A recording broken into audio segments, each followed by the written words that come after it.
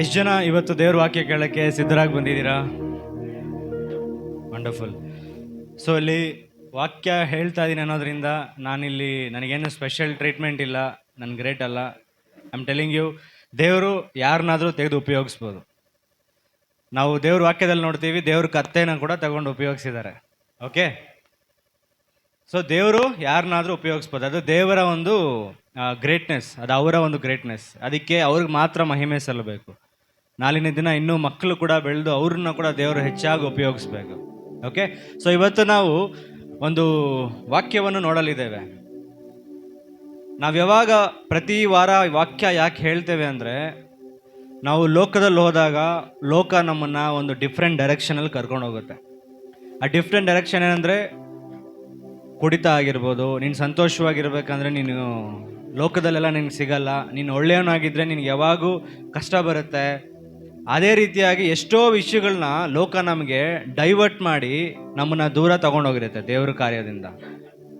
ಎಷ್ಟೋ ಜನ ಸ್ಟಾರ್ಟಿಂಗಲ್ಲಿ ದೇವ್ರಿಗಾಗಿ ಒಳ್ಳೆಯಾಗಿ ಬದುಕಬೇಕು ಅಂತ ಬರ್ತಾರೆ. ಆಮೇಲೆ ಸ್ವಲ್ಪ ದಿನ ಆದಮೇಲೆ ಅವ್ರು ದೇವ್ರ ಜೊತೆನೇ ನಡೆಯಲ್ಲ, ದೇವ್ರನ್ನ ಬಿಟ್ಟು ದೂರ ಹೋಗಿ ಒಂದು ಡಿಫ್ರೆಂಟ್ ಲೈಫ್ನ ಸ್ಟಾರ್ಟ್ ಮಾಡ್ತಾರೆ. ಆ ಲೈಫ್ ಹೆಂಗಿರುತ್ತೆ ಅಂದರೆ, ಒಂದು ಕಠಿಣವಾದ ಹೃದಯ ಅವ್ರ ಲೈಫಲ್ಲಿ.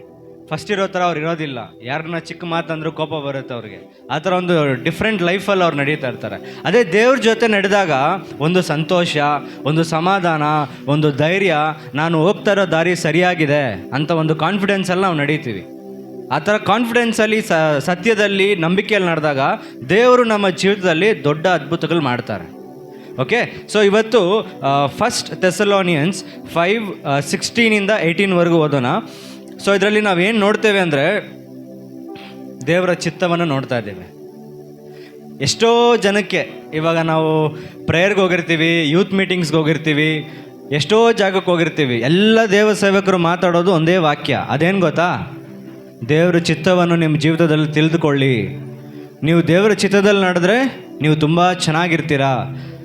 ದೇವರೊಂದು ಪ್ರೊಟೆಕ್ಷನ್ ನಿಮ್ಮ ಮೇಲೆ ಇರುತ್ತೆ ಅಂತ ಹೇಳಿ ಪ್ರತಿಯೊಬ್ಬರಿಗೂ ದೇವರ ಚಿತ್ತದಲ್ಲಿ ನಡೆಯೋದಕ್ಕೆ ಆಸೆ. ಇವಾಗ ವಾಕ್ಯವನ್ನು ಓದ್ಕೊಳ್ಳುವ. ಫಸ್ಟ್ ಥೆಸಲೋನಿಯನ್ಸ್ 5:16 18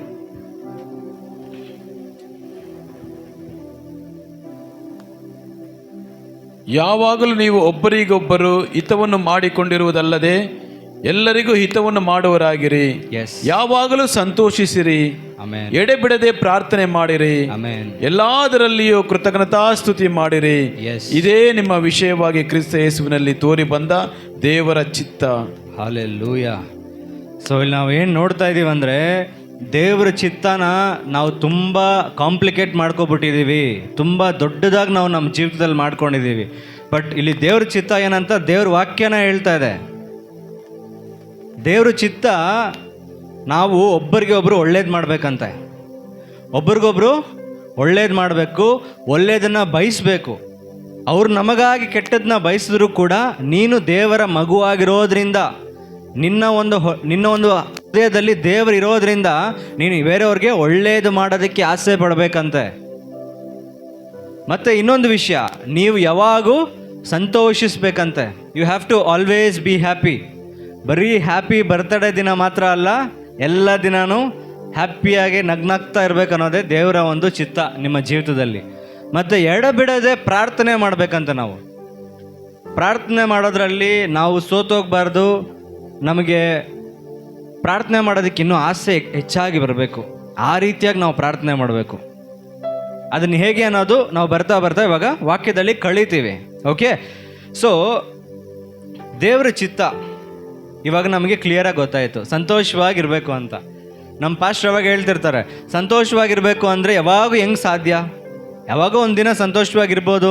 ನಮಗೆ ಒಂದು ಒಳ್ಳೇದಾಯಿತು, ನಾವು ಅಂದ್ಕೊಂಡಿದ್ದು ಒಂದು ಪ್ರಾರ್ಥನೆನ ದೇವರು ಸ್ವೀಕಾರ ಮಾಡಿ ನಮಗೆ ಆನ್ಸರ್ ಮಾಡಿದಾಗ ಸಂತೋಷವಾಗಿರೋದಕ್ಕೆ ಒಂದು ಕಾರಣ ಇದೆ.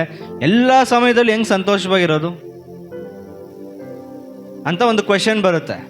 ಮತ್ತು ಕೆಲವರು ಹೀಗೂ ಮಾಡ್ತಾರೆ, ನನ್ನ ವಾಕ್ಯನ ಮಿಸ್ಅಂಡರ್ಸ್ಟ್ಯಾಂಡ್ ಮಾಡಿಕೊಂಡು ಯಾರಾದರೂ ಪಾಪ ಅವ್ರ ಮನೆಯಲ್ಲಿ ಸತ್ತೋಗಿದ್ರೆ ಆ ಮನೆಗೆ ಹೋಗ್ಬಿಟ್ಟು ಜೋರಾಗಿ ನಗಿ ಸಂತೋಷ ಪಡಿ ಅಂತನ ಅರ್ಥ ಇಲ್ಲ. ಸೊ ಸಂತೋಷ ಅನ್ನೋದು ಅದು ನಮ್ಮ ಹೃದಯದಲ್ಲಿ ನಾವು ಮಾಡೋ ಒಂದು ಡಿಸಿಷನ್. ಇವತ್ತು ನಾವು ಪ್ರೇಯರ್ಗೆ ಬರಬೇಕು ಅಂತ ಮನೆಯಲ್ಲೇ ನಾವು ಡಿಸೈಡ್ ಮಾಡಿದ್ರಿ ಅಲ್ವಾ? ನೀನು ಇವತ್ತು ಇಲ್ಲಿ ಬರ್ತ್ಡೇ ಬಂದು ಸೆಲೆಬ್ರೇಟ್ ಮಾಡಬೇಕಂತ ಡಿಸೈಡ್ ಮಾಡಿದೆ. ನಿನ್ನ ಮೈಂಡಲ್ಲಿ ಒಂದು ಆಯ್ಕೆ ಮಾಡಿದೆ, ಇವತ್ತು ನಾನು ಈ ಥರ ಒಂದು ಸಭೆಗೆ ಹೋಗಿ ದೇವರ ಸನ್ನಿಧಿಯಲ್ಲಿದ್ದು ನಾನು ದೇವರ ಒಂದು ವಾಕ್ಯ ಕಳಿತೀನಿ ಅಂತ. ಅದೇ ರೀತಿಯಾಗಿ ಸಂತೋಷವಾಗಿರೋದು ಕೂಡ ಪರಿಸ್ಥಿತಿನ ಇಟ್ಟು ನಾವು ಸಂತೋಷವಾಗಿರಬಾರ್ದು, ನಮ್ಮ ಹಣಕಾಸಿನ ಇಟ್ಟು ನಾವು ಸಂತೋಷವಾಗಿರಬಾರ್ದು, ನಮ್ಮ ಹತ್ರ ಯಾವ ಒಂದು ವಸ್ತು ಇದೆ ಅದನ್ನು ಇಟ್ಟು ಸಂತೋಷವಾಗಿರಬಾರ್ದು. ನಾವು ಸಂತೋಷ ಎಲ್ಲಿಂದ ಬರಬೇಕಂದ್ರೆ ನಮ್ಮ ಒಳಗಿಂದ ಬರಬೇಕು, ನಮ್ಮ ಹೃದಯದಿಂದ ಬರಬೇಕು. It's a decision.